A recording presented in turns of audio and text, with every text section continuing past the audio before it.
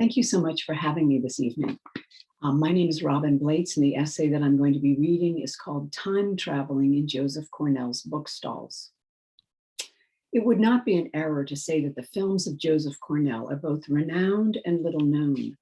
Historians of the avant-garde and students of film, especially those interested in found footage film, know Rose Hobart and at least know of the approximately 30 other films and fragments that he completed before he died in 1972. Of course, most people familiar with 20th century American art are aware of Cornell's work in his principal medium, the glass-fronted or open boxes containing haunting bits of ephemera found in museums around the world. In this essay, I move beyond the renowned Cornell work to bring attention to his more marginal practice as an avant-garde filmmaker who found 16mm film perfectly suited to his ideas about the material world and time.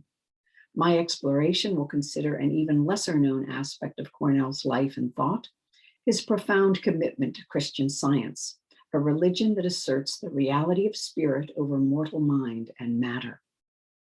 Cornell was an extraordinary traveler who wandered not only across the globe with a preference for France, but throughout the galaxy, all without leaving New York City.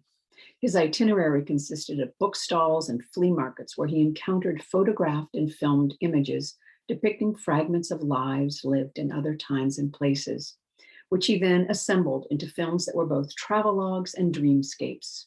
In response to the reductive characterization of Cornell as, quote, a nostalgist, a recluse, or a naif, end quote, one of Cornell's finest critics, P. Adam Sidney, describes Cornell as a, quote, dialectician of experience, end quote. Sidney posits that the often sentimental objects and images in the work are just raw material in complex and even ironic montage constructions. The raw material of the films in particular is usually an amalgamation of banal images that are often taken from educational travel films, which become mysterious through juxtaposition. While the images expose the world, they challenge our ability to create stories about it. The heavily edited films combine space and time in ways that contest how we know anything of the world. Undoubtedly, Cornell's most pertinent film in regard to representations of travel and the tourist gaze is Bookstalls, a 10-minute found footage film made in the late 1930s. While there is no evidence that Cornell ever engaged in an anti-colonialist critique, the film embodies a universalizing sensibility that highlights the cinema's role in the creation of the hegemonic master narratives that were under consideration in the journal in which this paper is published, Papers in Language and Literature. Bookstalls begins with 4 extreme long shots of Paris taken from high above the city, 3 from somewhere on the Eiffel Tower, sections of which provide a sort of scrim indicating the presence of a 20th century modern gaze that is both literal and conceptual. The images are of such poor quality that it takes a moment to ascertain that they represent Paris rather than being almost abstract arrangements of darkness and light. Each of the approximately 10-second long action-free shots seems to shift in the projector's gate so that the viewer's attention turns from searching for content in the image to watching the dance of the scratches on the surface of the film itself. This perceptual experience is remarkably congruent with Christian Science writer Tim Armstrong's description of one of the central tenets of the religion, that it, quote, does not so much abolish the object as replace it with something different, a transfigured reality, end quote. The nature of this short section of Bookstalls exemplifies Cornell's interest in the materiality of film and the formal properties of juxtaposition that lie at the heart of his fascination with and use of found footage. Despite their deterioration, the old shots of Paris remind the viewer that the most obvious attribute of film is its ability to make the absent present. What was filmed comes alive in front of our eyes when projected. At the same time, it is immediately apparent here that few things are more ephemeral than film, which is literally nothing but light in the absence of light, regardless of the real that it so powerfully suggests. The viewer of the opening of Bookstalls is torn between the sense of reality derived from the photographic base of the medium, which exposes indexical evidence of something that existed at a specific time in the past and is no more, and the surface of the image. Paris in all its excess has, in André Bazin's terms, imprinted itself on the celluloid to come alive before our eyes in projection, despite the scratches and blurring on this fragile bit of plastic covered with an emulsion that has been disappearing little by little with each projection. Yet in the end, the question of reality is made moot by the montage process, which links images of the world to create spaces and times that are entirely imaginary. The logic of Bookstalls and its complex effects are grounded in this materiality, combined with the origins of the film footage. A decade after the film was made, Cornell wrote to film historian Claude Serban that he loved silent filmmaker Ferdinand Zecke for, quote, leaving a record Atget-like of so many of the Parisian fin de siècle landmarks, the unpretentious ones like the boutique of a charcutier, end quote. Like the early 20th century photographer Eugene Atget, Cornell salvaged the banal stuff of the world that he encountered in moments of epiphany during a lifetime of wandering through Manhattan, feeling that each object contained the experience of its discovery. While the ephemera that he placed in the famous boxes were photograph-like in capturing an experiential moment, the films additionally give the impression of being in the flow of time, paradoxically present and yet gone. In a similar vein, Cornell reflected on the effect that Agnes Varda's 1962 film, Cleo from 5 to 7, had on him, evoking a, quote, overpowering nostalgia, a real mystique for Paris, of being right there, end quote. In Cleo from 5 to 7, he experienced a cosmic o'ertaking of time, as he put it, a phrase that suggests the sensation of time travel and spatial dislocation that were essential to his project. It is this fascination with film's formal properties that propels Bookstalls forward. Following the opening section and a fifth extreme long shot of a large studio complex in Hollywood shot from a teetering airplane, a man strolls beside the Bookstalls in Paris, identified by the soaring towers of Notre Dame in the background. The clothing in particular marks the footage as past. As he exits left, the panning camera stops to look over the shoulder of a young boy wearing a jaunty cap who gazes into an open book before closing it and returning it to a shelf.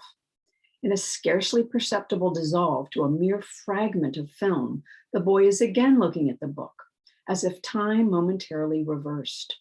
While its presence is essential to the critique that the film offers, this single frame shot and at least 10 similar unreadable flashes throughout the film have, for obvious reasons of invisibility, been ignored by critics of the film.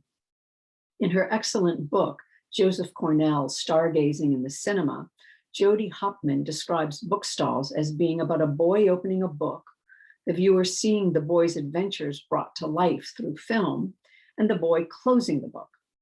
I would argue that if the film's reader fails to account for Cornell's stuttering montage of the fragments of travel-related material, particularly those that we cannot see except by pausing, the film itself is literally not seen, nor understood for what it is. Cornell's painstaking frame-by-frame construction of his films and the clear directions that he gave his assistants about not correcting what might appear to be an error, such as upside down, backward, and flashed images, must be understood to be of a piece with a meticulous juxtaposition of ephemera in his larger project. The next section of Bookstalls continues the subtle formal play with the material and conceptual qualities of the medium. A series of 4 images of large chateaux surrounded by gardens or pools begins. The proximity of the camera causes the viewer to see the first image as a still until the page on which it appears is suddenly turned. The second apparently still image is turned by a hand entering the bottom of the frame, but the third and fourth images contain movement and thus are cinematic in themselves, rather than being stills embedded in film. The sequence ends with an intertitle that flashes so quickly as to be almost invisible and certainly unreadable. In this brief sequence, Cornell has shaken the viewer's faith in the image on multiple levels. When one is uncertain as to what one is seeing, a photograph, a film, a photograph in a film, written text, it is logical to begin to question the relationship between film and the world.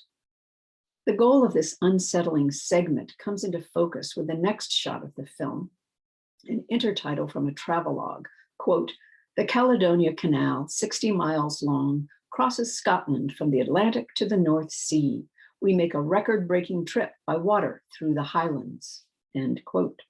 The next shot at first makes sense. A large tourist ferry is winding its way through a picturesque canal. The direction of the smoke from the boat's chimney and the speed of movement, however, quickly make it clear that the film is not only in fast motion, but is reversed so that the boat is moving backwards. In the subsequent shot, which is similar but from a different angle, another extremely brief bit of film flashes by of a man at a desk looking out a window at ships in the distance, an image that is only visible when the film is paused. Following this segment are 5 shots of various boats in rough seas from all angles and distances.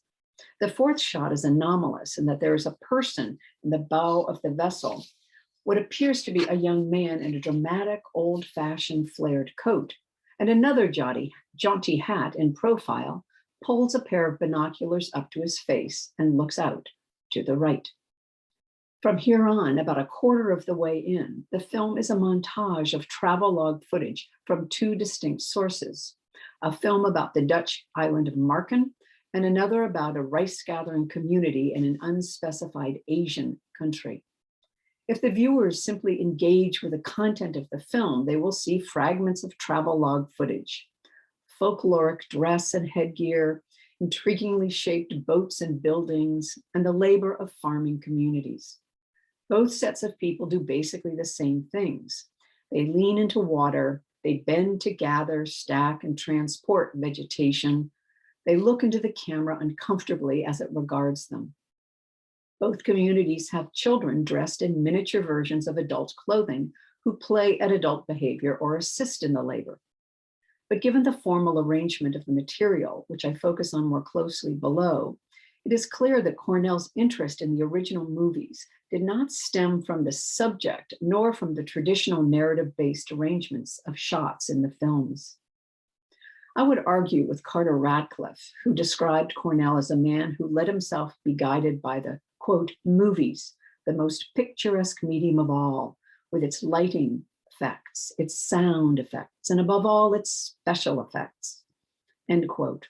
On the contrary, Bookstalls makes evident that the stories and stars of the movies that Cornell collected and re-edited were of virtually no importance in his larger project.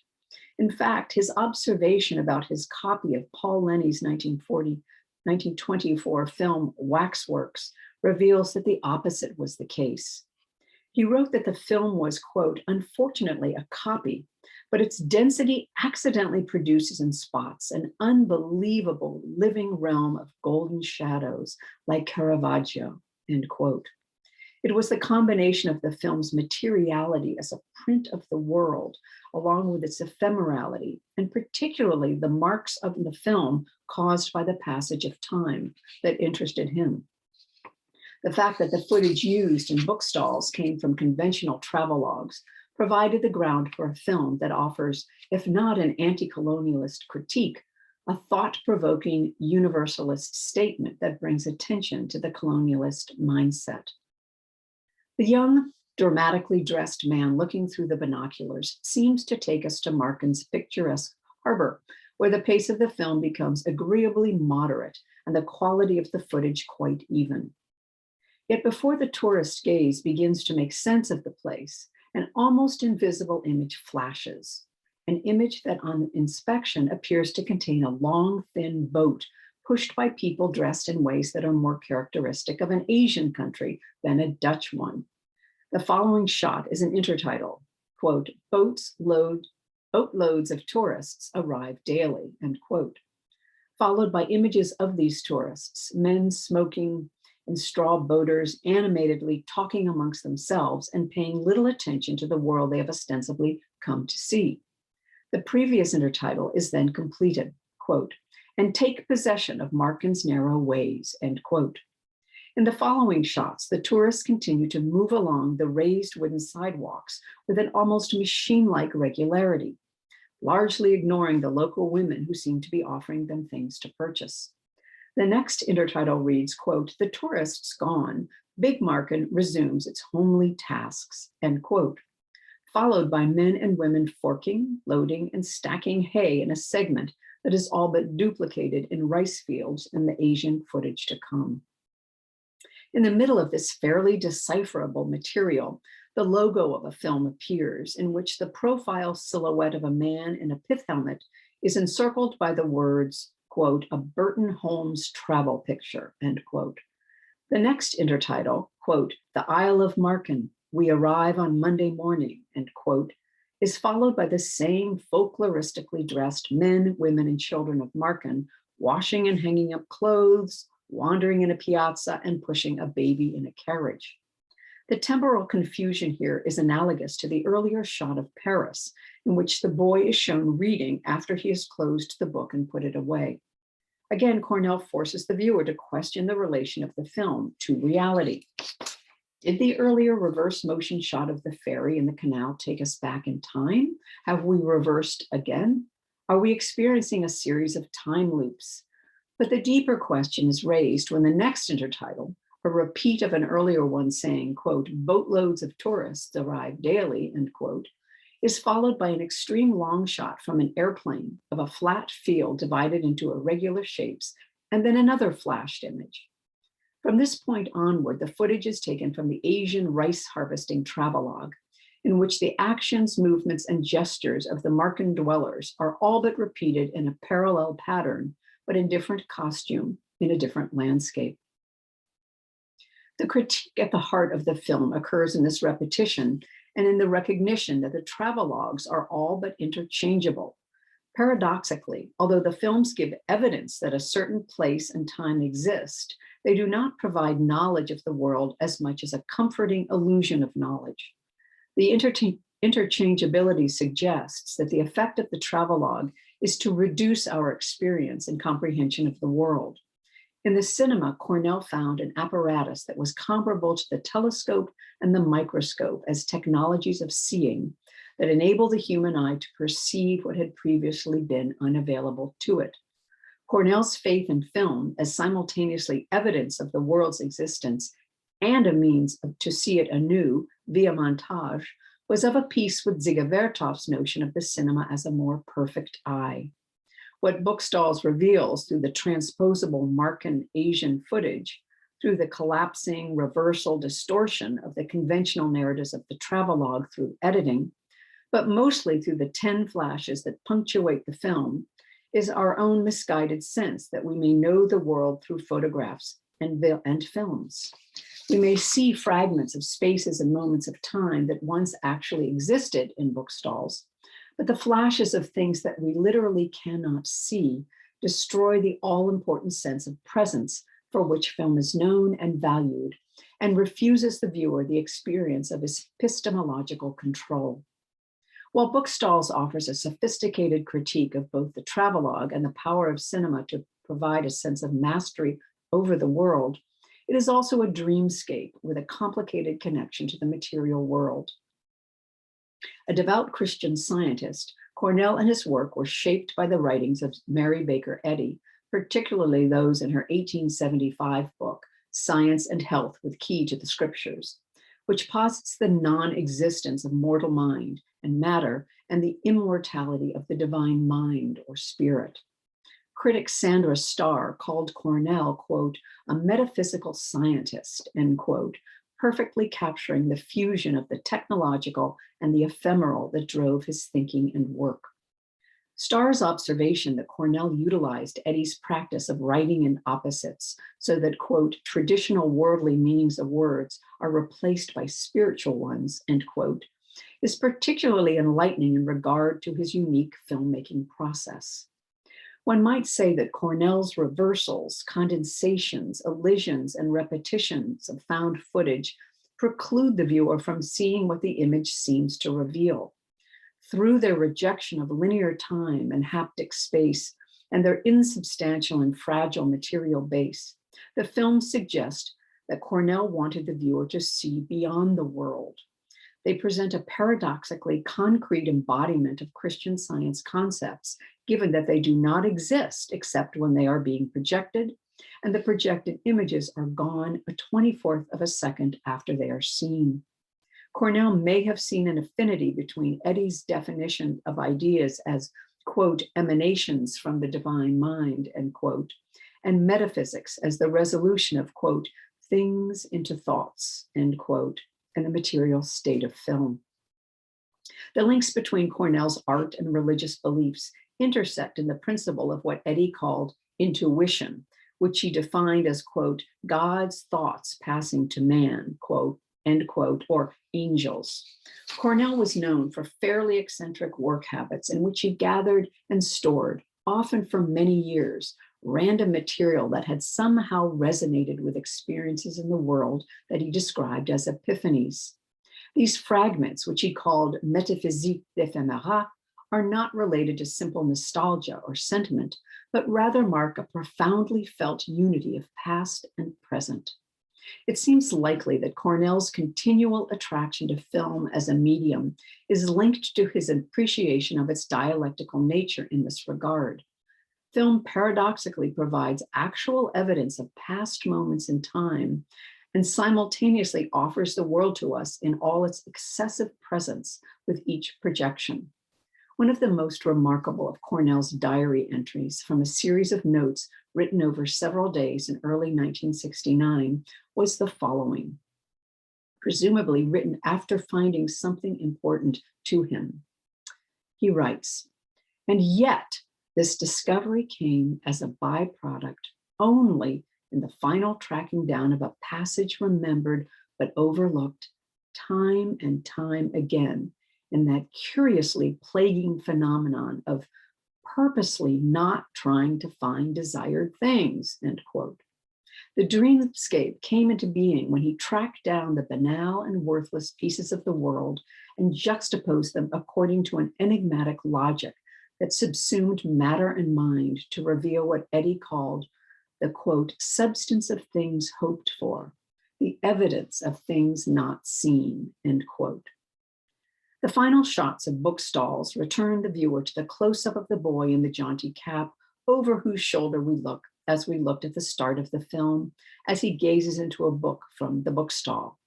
He returns the book and the film dissolves to a long shot of the same street with other readers poring over the books in the stalls. This shot then dissolves into an image identical to the close-up of the boy, but he has been replaced by a man. And yet another dissolve replaces this man by a younger man in a similar cap. This original world, the frame that holds the transfigured travelogue footage, is itself in temporal flux, however stabilized it is by the streets of Paris. Although he was devoted to all that was transitory, the most powerful trope in Cornell's work is that of containment, in which intuition led him to gather ephemeral images and objects, and then link and hold them in one exquisitely unstable place. In reaction to a description by Carter Radcliffe of Cornell as a, quote, maestro of absences, end quote, Mary Ann Cause describes Cornell as, quote, an assembler of presences, end quote, in a contradiction that embodies Cornell's use of matter to posit its non-existence. But it is Rosalind Krauss who offers the most grounded explication of Cornell's formal project. In an essay about the ways in which the grid functions in modernism, Krauss employs Cornell's box, Nouveau Conte de Fées, poison box of the late 1940s, as an example. She argues that the format of the grid can be seen to operate either centrifugally or centripetally, and I would contend that Cornell's grids in the boxes work centripetally, that is, they move us inward. The particular box that Krauss uses as an example is divided into 15 cubes, 3 across and 5 down. Each compartment contains a small box with its top and base separately wrapped in pages from an illustrated book, while the box itself is covered in paper depicting scenes of 19th century French fairy tales. The piece works by pulling viewers in, as if taking them on a journey through time. The box itself contains boxes within boxes, containing perhaps more boxes. The unseeable interiors of the boxes are not unlike the flashes in Bookstalls. They are right in front of us, but wholly unknowable. Krauss continues to posit that other types of grids operate centrifugally, suggesting that they are but a fragment of an infinite grid. The use of the grid created by a paned window revealing the world outside being a good example. Although Krauss is not concerned with the cinema in her essay, her work suggests the ways in which all films with a photographic base are inevitably centrifugal. Given their means of production, films cannot help but present fragments of the larger world. No matter how wide the lens and active the camera, only a portion of infinite space can be seen, regardless of how powerfully it is suggested by the conventions of the medium. It is precisely these conventions that Cornell rejects in his editing of the travelogue footage.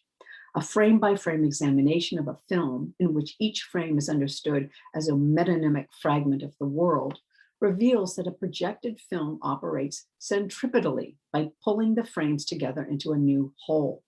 In the case of Bookstalls, however, this whole refuses interpretation. On the other hand, we might conceive of all of the supposed films that Cornell made as fragments of one single film that in its remarkable diversity suggests infinite space and time. It is vital to remember that images were often repeated across several of Cornell's films, and that he neither titled his films nor attached to them credits or text of any kind.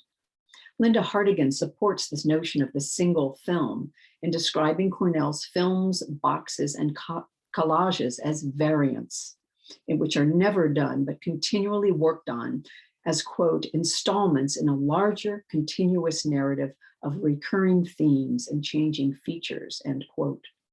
She is responding not only to Cornell's tendency to create multiple boxes on a theme, such as soap bubbles or Emily Dickinson, but to Cornell's request throughout his life for the return of boxes possessed by others for further work.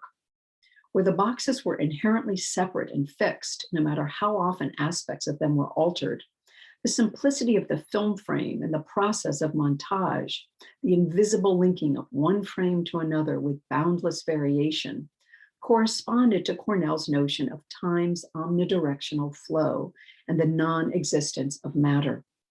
The notion of each film as a variant of an infinite films returns us to the critical project of Bookstalls, in which the random travelogue footage of Marken and the unnamed Asian country are but variants on notions of the unknowable other. Cornell's montage juxtaposes the same actions and gestures in different costumes and makes the point that the tourist's gaze is not one that sees and knows the world, but rather the opposite. Cornell challenges what may be supposed to have been the original intent of the footage, thus refusing the viewer the gratifying sense of having mastered the world through the camera's authoritative gaze.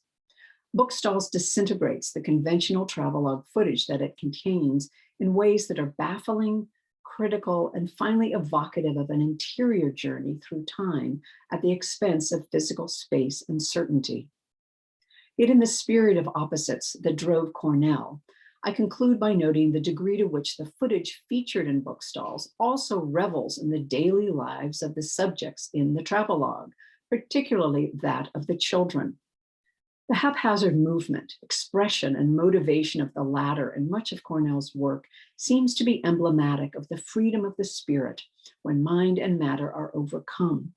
The films contain a surfeit of the seemingly unrelated bits of the everyday world that Cornell valued for the potential to help others engage in what he called, quote, the warp and woof of daily life, end quote. In a 1986 lecture on the uncanniness of the ordinary delivered at Stanford, Stanley Cavell notes that, quote, the everyday is what we cannot help but aspire to, since it appears to us as lost to us, end quote. It seems only appropriate that the final image of the film is one that is overtly deteriorating. The bubbles of emulsion at its edges literalize the work of time and manifest the non-existence of matter. While Bookstalls perhaps inadvertently presents the modern viewer with a critique of the travelogue, it also epitomizes cinema's definitive and unsurpassed ability to return us to the world again and again in a perpetual loop of absent presence and present absence. Thank you for your attention.